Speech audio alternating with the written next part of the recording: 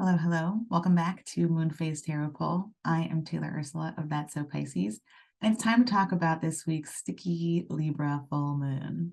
Let's dive in.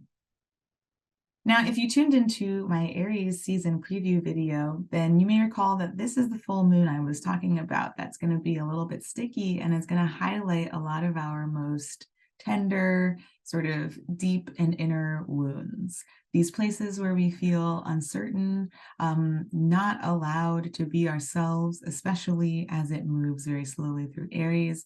And so this full moon is exactly opposite Chiron. In the moments leading up to this full moon, the sun becomes conjunct with Chiron. So there's a lot being illuminated as well as a lot being confronted. We have an opposition. We know that that means that two planets are staring each other down from opposite sides of the axis they share, really pointing our attention to what's going on between them, forcing us, if you will, to kind of see what's going on with the light of the moon, confront some themes that are going on, and ultimately connect with other people. That's what the full moon's all about. The full moon is the light in the sky that traditionally brings us all together to commune about something, to connect. And that is the moon's purpose. That is the moon's joy. And so it makes sense that we would be in a place where we're confronted by our very own personal wounding, but we're being asked to step back from the personalization of it and to recognize where and how we can connect with other people through these themes. The nature of Chiron is that it is a wound that makes us feel very isolated.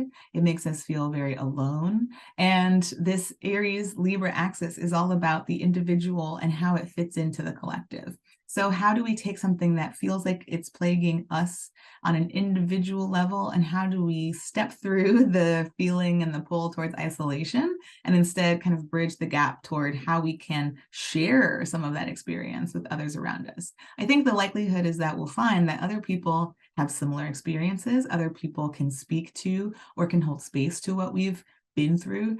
And again, something that can traditionally isolate us, pull us away from the collective, actually being an opportunity to forge deeper resilience through connection, to forge deeper friendships, to build a deeper sense of trust in being able to share what's plaguing us. We might find this hard, we may find this tricky, we may find this difficult. One thing that is nice is that this is a moon that's being ruled by Venus, who's still in domicile, still hanging out in Taurus.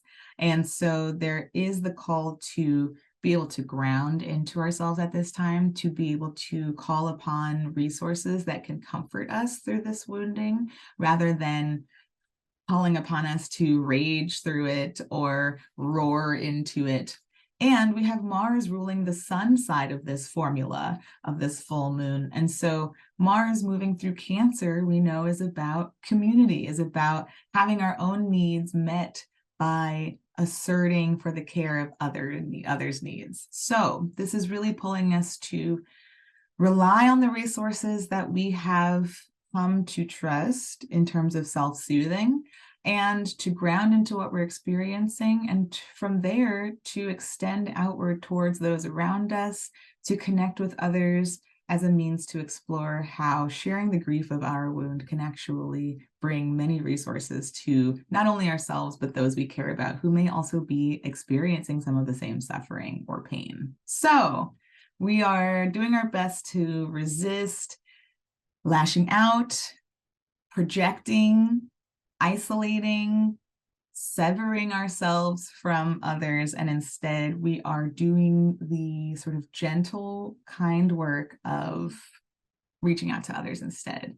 Where we want to withdraw, try to lean into connection, see what beauty can arise from something that feels really painful or really dark. All right. Now it's time to pull some cards. If you've been tuning into our lunar cycle, this is the third video in this lunar cycle. And if you want to catch up, go ahead, check out the Aries new moon card pull, as well as the Cancer first quarter pull, to get an idea of the narrative that we've been stringing together in this lunation cycle. All right, we will pull cards in just a moment. Stay tuned. All right, so here you can see all of the cards we've pulled thus far in our current lunation cycle, starting with the Aries new moon 2 weeks ago, followed by the Cancer first quarter moon we had last week. And you can check those out and catch up. And we're going to go ahead and pull our cards for this Libra full moon. All right, here we go. So at this full moon, we are asking about the situation that's culminating now. We want to take a look at how I can make space for this situation or revelation, what I am able to celebrate in the light of this moon, as well as what I am able to release in the light of this moon. Okay. And we'll see how this weaves into our broader lunation narrative.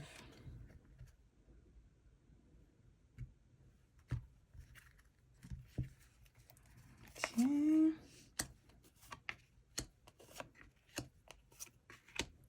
Got a little tight. Gonna scoot everyone over. And let's check in. The situation that is culminating now is the Devil reversed. Okay, so let's think about this for a second. It's interesting. I was just talking about how this lunation is falling on the cardinal axis, and the Devil certainly reminds us of some Capricornian themes, and we'll have that moon next week. So the Devil reversed shows us where we are stepping out of some old problematic behaviors. We're stepping away from some attitudes we've held about things we've kind of had to do, things that are a certain way. They just are that way.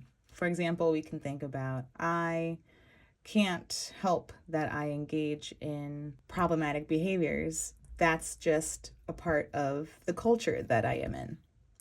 We do that a lot.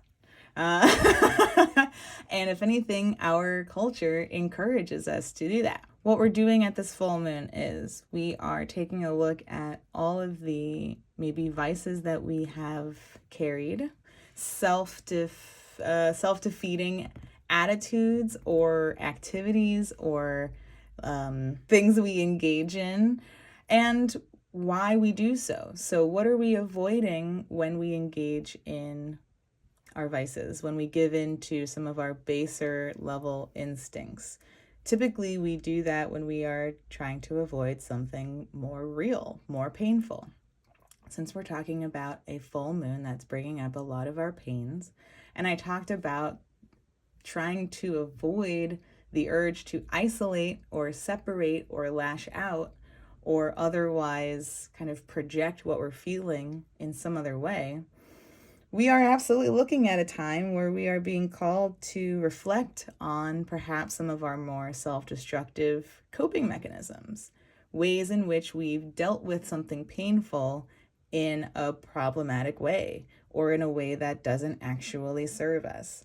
Part of this may be acknowledging that what we've learned in terms of coping mechanisms hasn't necessarily changed the nature of the situation, but rather it's changed how we navigate it. So we might be reflecting on or otherwise called to step out of some previously held attitude or behavior in terms of how we deal with things, in terms of kind of being locked into something just being the way that it is, kind of bypassing our responsibility. Looking at what we avoid when we do that and figuring out how we can step out of those behaviors, out of those responses, recognizing that they're not very healthy responses and figuring out how to step out. Ooh, okay. Okay, starting off a little hot in here. All right. How I can make space for this situation or revelation. Two of Pentacles reversed. Okay, so this is a moon cycle where we're undoing some things. Okay, where are we out of balance? Where are we out of physical balance in our world? Where are we called to restabilize ourselves? This is a really grounded, quite practical, maybe version of the devil. We can think about the devil, obviously a major arcana card, so much more philosophical, much more like archetypal, where we do this sort of across our whole lives. And like I said systems earlier, this is a very systems card, you know, bigger than us. The Two of Pentacles is not bigger than us. The Two of Pentacles is literally us and what we are capable of doing in any given moment with our body and with our resources. This is a very grounded approach to how we can navigate and allow and acknowledge something that is so big. There's so much emotion wrapped up in why we engage in problematic coping mechanisms. First of all, that's because that's what we were taught. Like, show me someone who has an unhealthy coping mechanism who was not taught that at a young age or at a pivotal moment at a foundational time in our lives, okay? So this can be really overwhelming stuff. This is why this moon might be so sticky. This is a really beautiful, lovely, earth-guided approach to how we can make space for this. Tune into your body right now. Tune into what physical habits you're connected to at this time. Affiliate that with the emotions that you're feeling in this moment. Get a sense of how your current coping mechanisms actually physically impact you in the immediate moment. What in you is physically not capable right now? What are you responsible for carrying that you cannot in this moment? What needs to be put down? What is out of alliance here? If this is upright, then we're getting a sense that the roots are growing at the same speed as the foliage, and we have a healthy balance here of stretching outward and being rooted inward. So looking at this reversed, something's growing too fast, something's out of balance. The soil isn't getting the nutrients that it needs, and so the growth isn't showing up in a healthy way. The leaves are falling, maybe. Something wants to be appraised here. Something wants to be evaluated on a very physical, tangible level in order to kind of give you information about why these things aren't helping us and what kind of things we need in this moment to step out of this in a real way. What I'm able to celebrate in the light of this moon, the Five of Cups reversed. Okay, I'm going to go ahead and say everything's reversed here. So this is a real undoing time. This is beautiful though, because what this tells me in reversal is that we are maybe recognizing that it's time to step out of this grief, or that there is literally the light at the end of the tunnel. You know, upright, it's like, okay, so it feels bad right now, but just let me remind you that you can look forward and see that there's something beyond this. And so reversed, we might see a time perhaps being illuminated where we have held on to grief for a long time and we can finally let it go in some way. Perhaps acknowledging it or sharing it the way that I suggested in the beginning of the video can help us actually put something down for once. We may have been holding on to this for a while, or otherwise kind of waiting for the light in the end of the tunnel to emerge, and we can finally kind of step away from this energy a bit and reflect on maybe what this experience has been like for us, and maybe how it's tied into these other reversals, how holding on to this grief or otherwise being unable to release it has been a contributing factor to what is physically out of balance, and how we've been coping in poor, imbalanced ways because this grief is heavy.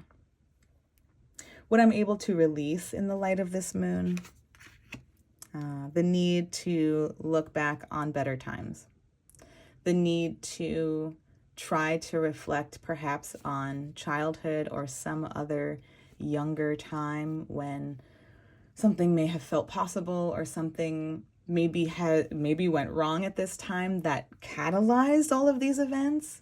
This feels really cathartic. This feels like we're stepping out of so much weight, really ending Aries season with, not quite ending, but this is the climax, right? So we're really seeing what this time has been about. We're really seeing what all of this star energy, all of this justice energy is. And last week we were invited to kind of come out of the hermit. And this is why we're doing that. We're doing that because The hermit space tends to isolate us. It tends to make us think that we must go into our hidey hole and deal with whatever's plaguing us in whatever kind of dealing with life in scraps, whatever scraps we have kind of way.